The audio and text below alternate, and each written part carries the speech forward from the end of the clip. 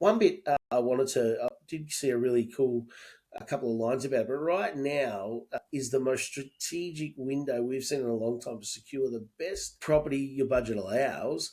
And here's why: because interest rates are easing, which we've seen a couple of interest rate reductions now. The election's behind us, which again often puts a handbrake on people making decisions. Buyers' confidence is rising, and there's no doubt that that's the case. We're seeing that with, even in our own business, the number of people coming through our displays, people just being out there. There's a bit more of that going on, which is great. But the real key is that the buyer competition hasn't fully returned yet. And what I mean by that is people are looking, but they're not making decisions quite yet. So we're starting, and we think this will be the start of that. But that also means that you're able to secure a premium quality home, right, in your price bracket with far less competition. So that's got to be a good thing, right? There's less competition out there right now. So if you're looking to secure that particular block of land, talking with your builder, there's certainly everyone's wanting to talk to you because there's less competition. So, more of us kind of people are wanting to talk to more of you kind of buyers and look after you on the way through.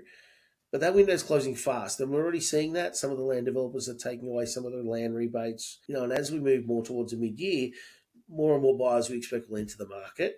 And what that'll mean is a surge in demand.